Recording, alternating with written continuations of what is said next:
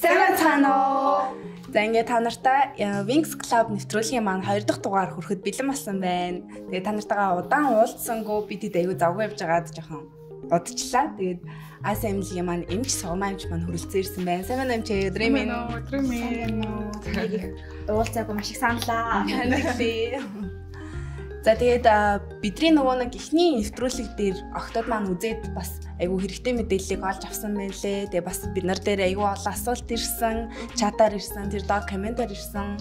Тэгээд дараагийн сэдв маань гэх юм бол октодаасаа асууж агаад ирж байгаа хамгийн түгээмэл асуултуудаас нь одоо шигшиж авч агаад бэлдсэн байгаа. Тэгээд тэр нь болохоор бид нар болохоор шингэн юм гэж нэрлээд байгаа. Одоо нөө шингэн цагаан шингэн цагаан гэж нэрлээд байгаа. Одоо ингээд эмэгтэй хүний бие физиологоос гардаг шүү дээ тий. Эний талаар энийг яг мэргэжлийн нэршил нь бас юу гэдэг вэ?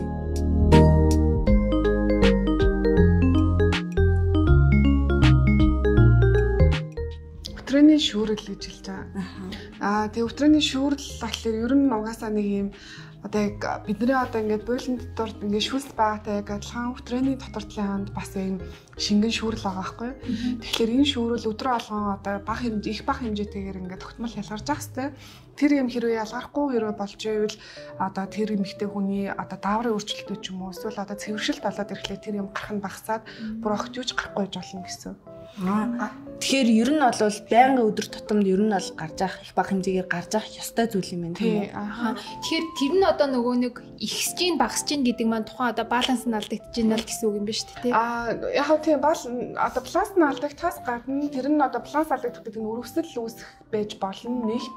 Тэгээ хоёрдугаар тэгэхээр одоо бидний дааврын өөрчлөлтөөс болж байгаа байхгүй. Бид нар одоо өнөөдөр миний биений мэрж байгаа бол нэг даавар нь их байхад нөгөө нь бага байдаг ч юм уу тий. Гэтэл одоо бидний нөгөө үндгээс боловсрох үед та нар санаж байна уу?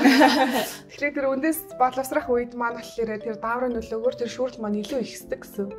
Тэгэхээр гарч байгаа юм нь одоо юм төсөөлж ярих юм бол өндөгний цагаан шиг юм зунгаарлцсан юм зууралцсан дууч юм шиг тиймэрхүү юм гардаг. Энэ нь болохоор эмэгтэй хүний одоо жирэмсэн болох боломжтой ихэлдэж байгаа гэсэн. Тэгэхээр боломжтой илтгэж байгаа. Илтгэж байгаа.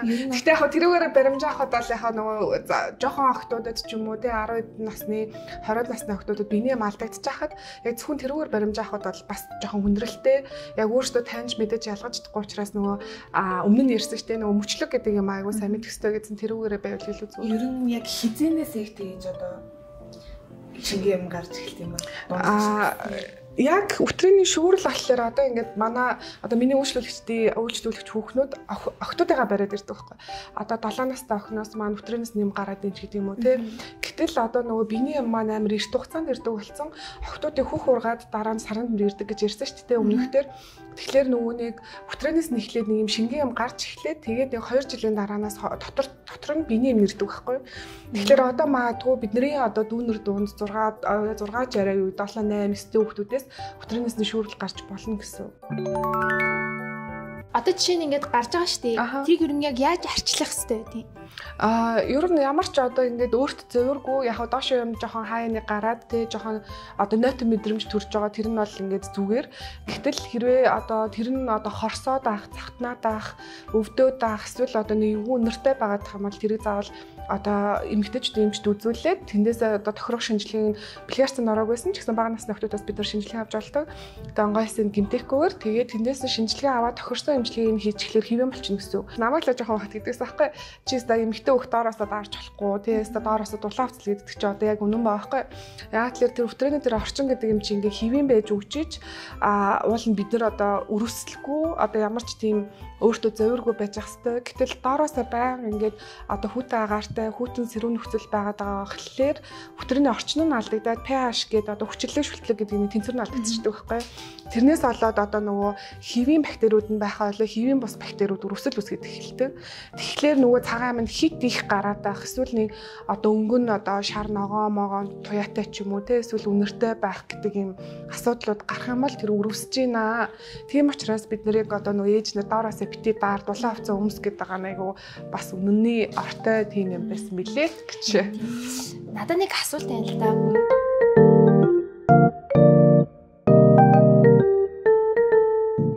Тэгэхээр бас ингээд нэг тийм тусгай савнгаар угаах хэрэгтэй юу? Зүгээр л усаар угаах нь зөв үү? Бэлэн зөв юм бол. Одоо тэр нөгөө бидний яриад байгаа нутренс гарч байгаа шүүрэл буюу нутрены цагаан юм шүү дээ, тий. Тэрэн дотор маань ашигтай бактери гээд яриад шүү дээ сая, тий. Тэр нь лактобацилл гээд сүүний хүчил гэдэг ийм бактериуд байхгүй. Тэр бактери бидний биед байж иж бид нар одоо өрөвслөг байдаг гэсэн. Жишээлбэл одоо энэ шүлсэн дотор ч юм уу одоо энэ хотоодны шүүрэл дотор бас бактериуд байгаа. Тэр нь бидний эзэн хоолыг задлаад тэгээд одоо боловсруулдаг гэсэн.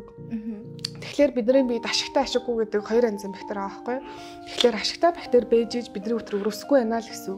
Гэтэл нөгөө сая хэлээд нөгөө янз бүрийн бактери эсрэг савн ч юм уу те эсвэл биений одоо body wash-ийн энэ одоо юунууд чинь угаагч нар чинь арьсны гадаргуу хэсэг дээр тогтсон биений хэсгийг угаана гэж байгаа байхгүй.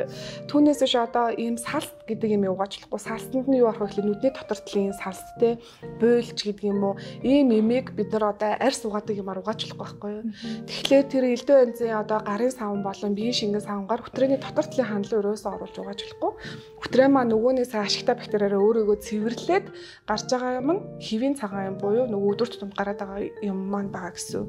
Тэгэхээр хөтрээч айгу өөрөө смарт өөрийгөө нөгөө бактериа одоо ашигтай бактери маань гаднаас орж ирж байгаа бактерийг устгаад ингээд доош юм гарч байгаа гэсэн. Цэвэрлээд гарч ийн гэсэн ер нь бол. Ямар смарт юм бэ? Цэвэрлэх юм байна. Айгу ухаантай юм байна шүү дээ. Тэгвэл одоо ингээд бид тэрийгээ одоо шинжээд өөртөө одоо шинжээд ямар яг нөхцөлд эмчэд хандах хэрэгтэй вэ? Одоо за өдөр алгам одоо ингээ байнга их нойтон одоо мэдрэмжтэй буюу их юм гараад ах юм бол тий. Эсвэл нөгөө гарч байгаа одоо нөгөө цагаан туяатай байх хэвээр өнгө маань одоо ногоон туяатай, шаргал туяатай ч юм уу өнгө нь ингээ туяа нь өөрчлөгдөх. Эсвэл гарч байгаа юм маань одоо шийхэд хорсож өвдөх ч юм уу тий. Бильярдын үед өвдөх гэж болно. Эсвэл одоо үнэр нь өөрчлөгдөх нэг юм эвгүй тухгүй үнэртэй таах ч гэдэг юм уу. Энэ тохиолдолд эмэгтэйчдийн эмчт хандаад тэгээд өрөвслийн шинжилгээ өгөөд тохирсон эмчилгээ хийх хэрэгтэй.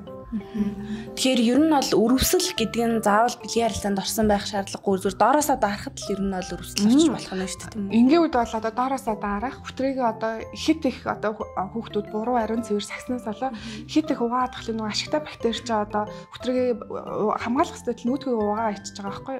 Тэгэхээр нөгөө хамгаалах юм байхгүй учраас нийтийн нойлын суултуураас хүртэл өрөвсөх боломжтой болчихж байгаа байхгүй юу. Тэгэхээр одоо бас нөгөө бага насны охтуудад юу гэдэг вэ гэхлээр хүндэрснийхаа дараа буруу чиглэл рүү гарчдаг. Одоо хойноосоо урагшаа буюу өтрээр өгөө нөгөө бактерийнхаа баасныхаа бактерийг аваад ирдэг. Тэгэхээр өтрээр рүү орохлоо нөгөөдг нь бас өрөвсөддөг гэсэн. Тэгэхээр яг нэг тиймэрхүү өдөр тутмын юмнаас өтрээ өрөвсөх боломжтой зөвхөн бэлгийн харилцаанаас биш. Охтуудаас асуусан байсан л да. Яг доош ингээд шингийн юм гараад байгаа тохиолдолд өдөр тутам эсвэл хэрэглэл гэдэг юм бол хэрэглээд байдаг. Тэгээ энэ нь ер нь бол өрөвсөл үүсгэхэд бас нөлөөлөх үү? Одоо яг ариун цэврийн хэрэглэлийн хувьд бол яг одоо ингээд ямар би нөгөө өмнөх бас өндөрлөлсний хит их юм хурц үнэртэй биш те. Тийм ариун цэврийн хэрэглэлийг тэгээд нөгөө юм шингээгч нь одоо юм арай нэг юм хөвөн зөөлөн ч гэдэг юм уу те.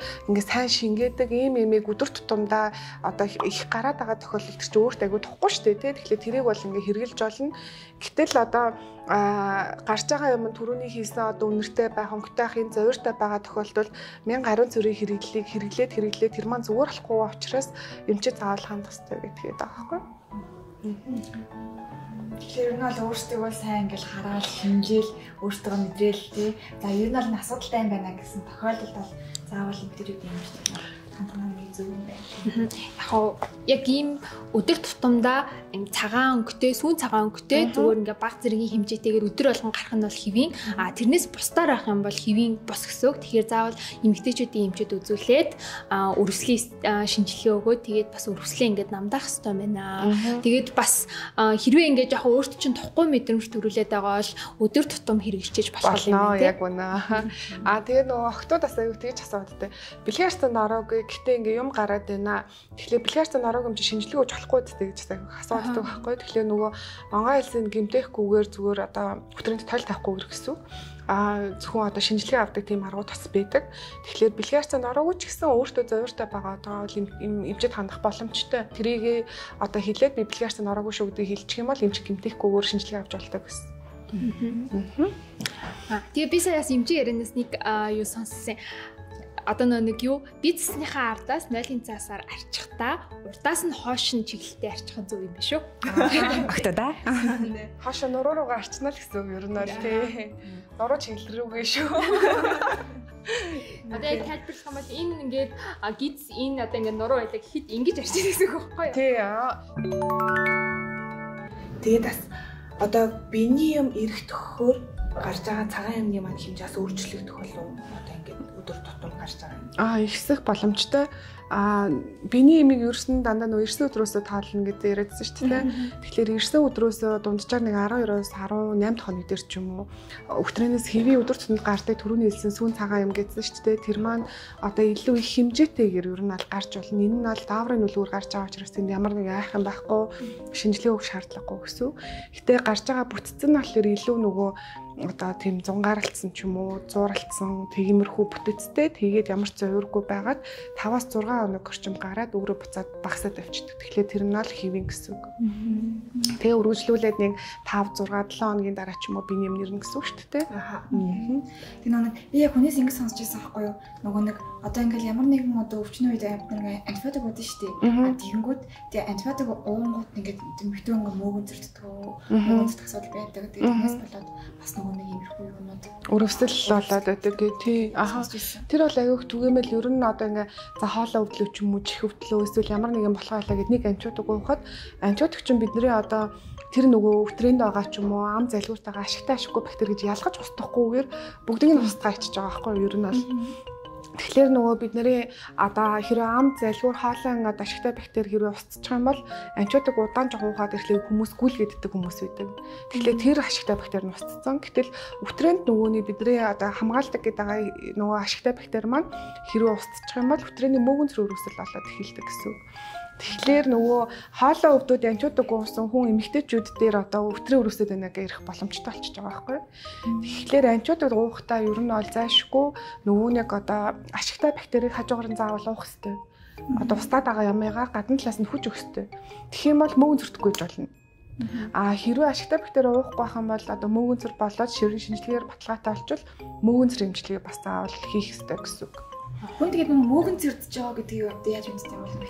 Одоо яг би гэхдээ нөгөө эмэгтэйчүүдийн хувьд болохоор яг бүтрэнс гарч байгаа юмны тэр нөгөө сүүн гэх юм уу да тий сүүн юм шингэн цагаан юмны мэдэм төстэй тэг юм гараад тэгээд доошоо захтнах мэдрэмж юу нь бол өгөгддөг гэсэн үг. Тэр бол гэхдээ энэ юусоо одоо зөвхөн мөөгөн зэрэг юм шинжтэй бэлгийн замын өвчин юм шинжтэй гэдгийг ялгах ямарч боломжгүй.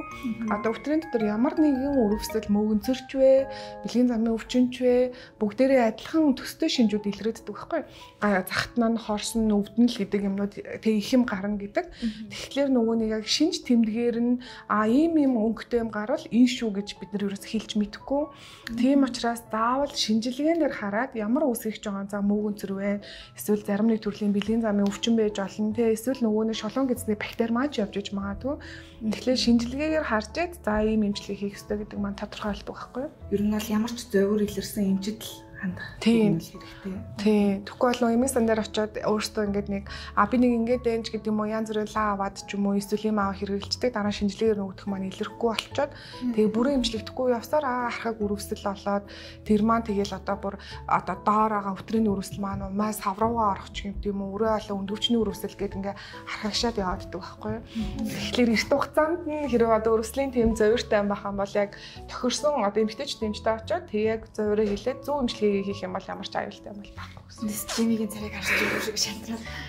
Эмэгтэй хүн бооч төрсөндөө бүр харамсаж байгаа шүү. Хүүхд. Яс хэцүү би дараа л дуус. Тэгээд ер нь бол өксөх замын халдвар гэдэг юм шүү дээ. Одоо нөгөө доороосоо дарангууд цэцтэй талдаг яриад байгаа шүү дээ. Тэгэхээр тэр чинь одоо нөгөө өвтрээ 6-ээс 2 чи хооронд 1 см-ийн цат байхгүй. Тэгэхээр өвтрэний өрөвсөл болоод ирэхлээр нөгөө энэ дотор байгаа бактери маань 6-ээс өрөө орчиж байгаа байхгүй. Тэгэнгүүт 6-ээс үүн дотор байгаа бактери чинь дээшээгээ одоо ингээ доороос дарах тусам дээшээгээ өксөө давсаг руугаа орно. Тэгэнгүүт давсагны өрөвсөл болно гэд. Тэгэхээр бидний тэр нөгөө доорох маарах гэдэг юм чинь бас аюух нөлөөтэй байгаа байхгүй. Тэгэл эрт хугацаанд доо тавьд наа тавьд нах дэмжиж чадахгүй бол дээшээ ингээ яваад ах юм бол өрөвсөл улам харахаа гişаад өгдөг. Тэгээ одоо ингээ залуу насны одоо ингээ охтууд 10-д 20-д ингээл охтууд би өстэй ингээл нэг дараал нэг бүхтэй гараал би ингээл зэтэд толчдаг гэлээр явагддаг байхгүй. Тэгэхээр хэрвээ одоо ингээ зэтэд ойрхон тагч байгаа бол 30-40 насны болоод ирэхлээр энэ бол бүр маш ноцтой болоод эхэлнэ. Тэгэхээр гимчид сайн хандаа сайн амжилтыг хийлгэж л ахгүй бол одоо ойрхон зэтэддээ ойрхон өтрийн өрөвсөл болох ер нь нэлээд хортой гэсэн үг. Зэтэд амар юм биш шүү дээ. Зэтэд амар. Яа бүр ингээ дээшээ ингээ өгсдөг гэж байна. Дахиж би өстө дармар гусаад. Ээжээ өгөнд ч арна. Гэтэ зэтэдээс охтуудад амар тулгамжтай юм байна. Тэгээ нэг хүүхдүүд чинь охтуудын маадрад ярьдэн штэ нөгөө нэг стилтэй байвал стилтэй байсан ч яхаа махаа. Болохгүй мэн шүү. Балархан нь шүү.